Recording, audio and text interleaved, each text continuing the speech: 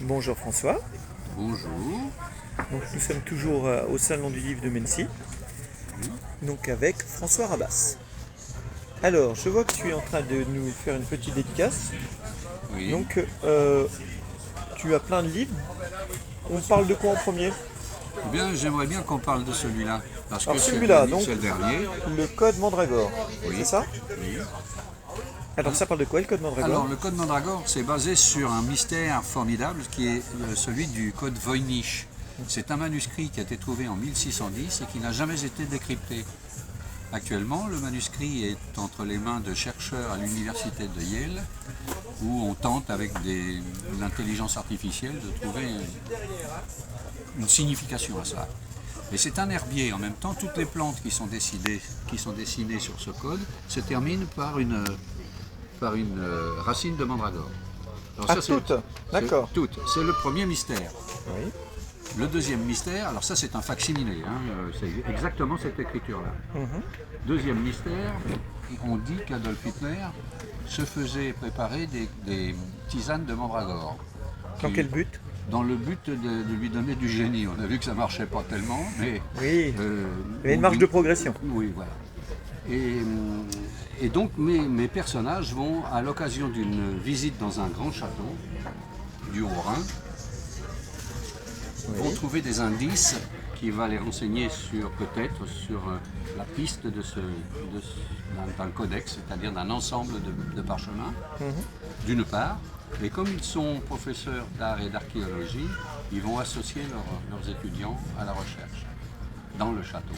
Il y aura de l'adversité, il y aura évidemment de l'aventure, du mystère. De l'aventure. Et pour finir, dans les sous-sols mystérieux de ce château, ils vont trouver à la fois le codex, des caisses d'or et la voiture magnifique d'Heinrich Himmler, dont on dit qu'elle a transporté le trésor du Troisième Reich. D'accord. Alors celui-là, donc j'ai conjugué les deux mystères. Bien. Ça a l'air intéressant, c'est intriguant en tout cas. C'est l'intrigue parfaite. En plus, mes personnages sont sympathiques et pour une fois dans la vie de mes bandes dessinées, le personnage principal ne me ressemble pas. Étonnant. Oui, parce que par exemple, dans l'énigme de l'ambre noir, Oui. le personnage principal a Un des personnages principaux. une petite ressemblance, on va dire. Oui, c'est un cousin. Oui, un cousin éloigné. Oui, éloigné. D'accord. Et je vois en fait tu as beaucoup de sujets différents. Oui. Les Indomptables 1815, donc Ça, c'est l'histoire de France. ça parle de Napoléon. Napoléon, retour de l'île d'Elbe. D'accord. Depuis Portoferraio, où le gardien de l'île l'avait laissé seul, ce qui est une ineptie. Donc il va fiche le camp et arriver aux alentours d'Antibes avec une flottille de rien du tout et quelques 30 ou 40 canons, c'est-à-dire rien du tout. Et il va se propulser tout le long de la chaîne des Alpes pour remonter jusqu'aux Tuileries. Je m'arrête aux Tuileries parce que le roi Louis XVIII a fichu le camp avec tout ce qui pouvait avoir de la valeur.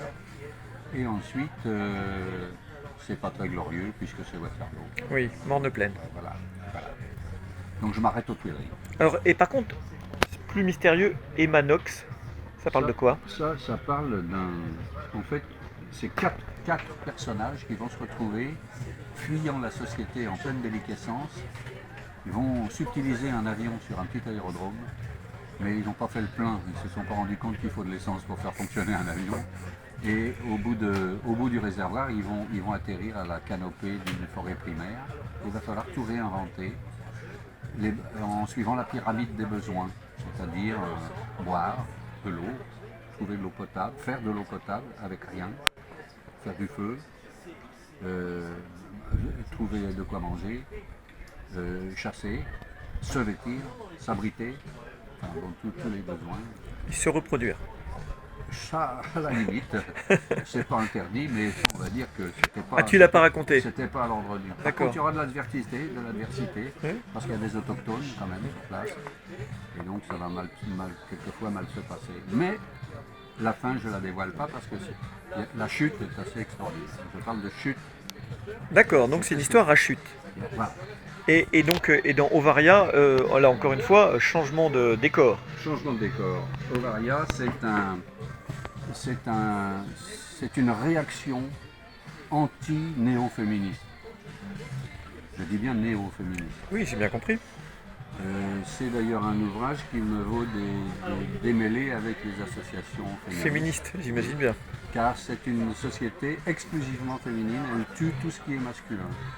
Ou si elles sont seulement blessées, ils les enferment dans un zoo pour aller les voir le dimanche. Bon. Elles éduquent. Enfin, c'est une dystopie qui ressemble assez, sur le plan exclusivement féminin, à ce qu'avait inventé Aldous Huxley dans Le Meilleur des mondes. Totalement déshumanisé, numéroté, hiérarchisé, avec des heures pour faire les choses. Éduquer les petits-enfants sur des plaques électriques. Comme ça, quand on veut leur faire passer un concept, on envoie le courant. Les gosses vont finir par haïr. Oui, mais c'est efficace. C'est très efficace. On devrait faire ça tous les gosses aujourd'hui. Hiram l'Immortel, c'est plus philosophique. On va dire qu'on résume, peu importe le but, c'est le chemin qui compte, la façon d'y arriver. Et je me réfère notamment aux us et coutumes des compagnons bâtisseurs du Moyen-Âge. Et je vois que tu as un ouvrage qui est assez rare aussi chez toi, c'est que Solange Oloux, Oui, mes textes Serge Camaï. D'habitude, c'est toi qui fais tes textes. oui. Et c'est la première fois que j'illustre en noir et blanc. Ah, c'est en noir et blanc celui-là. Oui, oui, en noir et blanc. Effectivement. L'illustration en noir et blanc du texte de Serge Camaï. Alors c'est du texte illustré ou il n'y a pas de bulle dedans? Il n'y a pas de bulle. D'accord. C'est du texte illustré, mais le texte existe en tant que tel. Oui. Camaï le publie en tant que nouvelle. Bien, oui. Donc oui, c'est une nouvelle que tu as totalement illustrée. Sur lequel il touche des droits en tant qu'auteur, bien entendu. Mais c'est quand même paru aux Arts du Trait, Voilà. un éditeur renommé, Très renommé depuis peu. qui a succédé aux éditions Sénon. Exactement, puisque déménagement voulu, édition Sénon parce que ça se passait à Sens. Ouais. Et le siège ayant déménagé, maintenant on a changé complètement, c'est Art du Trait. Inutile de te dire que je suis en prise directe sur ces éditions, puisque c'est pas une auto-édition, puisque je suis éditeur, mais Ouais. c'est un. D'accord. Alors, et le mystère de Lohengrin? Lohengrin, c'est un opéra de Wagner. Et Wagner a donc écrit cet opéra où la fille du duc qui vient de mourir est accusée d'avoir tué son frère pour succéder. Donc là, il n'est pas accusé par n'importe qui, il est accusé par sa tante, la méchante Ortrud. Et la méchante Ortrud que j'ai représentée peut-être à tort par une dame qui ressemble énormément à Madame Merkel. D'accord. Voilà, mais c'est une fantaisie. Quant au roi, il a des traits qui me ressemblent. Très rabassiens. Oui, voilà, des traits rabassiens. Voilà, tiens, Ouais. Angela. Madame Angela. Bon, la pauvre fille va appeler de ses rêves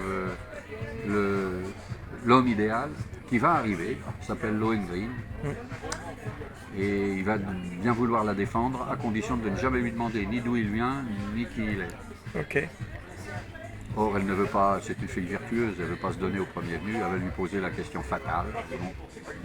Et ça va mal s'évanouir finir. Voilà, il va s'évanouir dans la nature, il va retourner d'où il vient, mais en faisant ressusciter le frère en question, qui a été sous la forme d'un cygne, et ce cygne va. Tout ça est extrêmement symbolique chez Wagner. Donc j'ai essayé de rendre au mieux le côté poétique aussi, le symbolique. Bien. Et là, je crois que tu as une trilogie. Oui, c'est une trilogie. Et que tu es donc, et là, tu as un coffret coffret avec, la trilogie. avec un symbole mystérieux qui fait un peu... Le symbole qui a été volé d'ailleurs dans un musée qu'on retrouve là. qu'on retrouve ici. D'accord. Avec toujours un héros très rabassien. Assez rabassien, mais toujours assisté d'un autre qui est plus ou moins nerveux, jeune, impétueux. Voilà. Alors que le héros rabassien Et- est et un vieux plus- sage. et plutôt un peu sage. Enfin, il voudrait l'être, surtout pas. Ok, bon, je pense qu'on a fait le tour de On ta a fait à peu production près le tour de toute actuelle. la collection, Donc, oui, bah, on va parler un peu de. de l'avenir.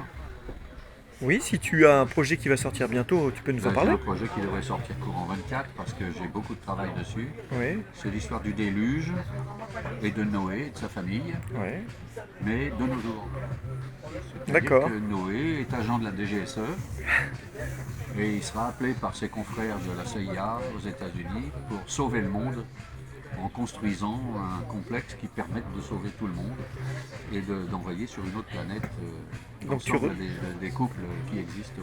Tu retournes un peu à la science-fiction là. Complètement. Ouais. Mais en même temps, ça n'aura pas lieu parce que la conquête des étoiles, parce qu'un fou va appuyer sur le bouton atomique et les pôles vont tous fondre d'un seul coup et l'eau va monter de 40 mètres et donc au moment de l'essai où on fait rentrer les animaux et les gens dans l'arche, donc qu'on appelle l'arche là, par la force des choses, il va se mettre à flotter, mais il prendra jamais l'air. Bien, bien, bien. On le retrouvera plus tard sur le sommet d'une montagne. D'accord. En fait, l'histoire est déjà écrite. Ah oui, le scénario m'a pas coûté cher. Il est dans la Bible. Alors, sinon, moi je connais un petit peu ton parcours, mais tu peux nous rappeler un peu ce que tu as fait avant d'être dessinateur de BD? Au grand sage vénérable. Ça fait du bruit. Mon projet, mon parcours, c'est un parcours un peu atypique parce qu'en fait, j'étais pas du tout destiné à la bande dessinée, puisque j'avais fait des études d'art graphique. Oui. Ensuite, j'ai enseigné en art graphique. Oui. J'ai donc été prof, puis ensuite j'ai enseigné à l'université. Et puis maintenant, voilà. Tu as fait de la peinture aussi, si J'ai j'ai. fait beaucoup de peinture, oui, c'est vrai, oui. Merci de me le rappeler. Je te rappelle un peu ta Oui, biographie, oui, parce bon, que bon, c'est moi qui l'ai écrite. Oui. Enfin non, pas vraiment. Et puis maintenant, je ne fais plus, je me suis spécialisé dans la bande dessinée, ce qui me plaît bien parce que je raconte des choses, je raconte des histoires. J'aime bien raconter des histoires, je suis bavard, prolixe. Alors, est-ce que tu peux aussi nous parler de projet qui est un peu plus proche dans l'avenir? C'est de ton salon, le salon que tu vas organiser. Petit salon que j'organise en province, en plein milieu de l'Allier, c'est-à-dire le milieu de la France. C'est le milieu géographique absolu de la France, en dessous de Bourges, entre Montluçon et Moulins, Donc à quel endroit exactement? à Cérilly, qui est un Et ça aura lieu? Ça aura lieu le 7 octobre, un samedi, pour le public de 10h à midi et demi et de 1h30 à 18h. Voilà, donc venez nombreux. Venez nombreux, oui, venez nous rejoindre, car le livre c'est important quand on veut rêver, la BD c'est une aide aussi à l'imaginaire. Donc j'encourage tous les habitants des environs, depuis Montluçon jusqu'à Lille. Saint-Amand, jusqu'à Lille, c'est peut-être un peu près. De Lille à Perpignan. Oui, non, mais faire un ensemble régional, disons. Et Ouais.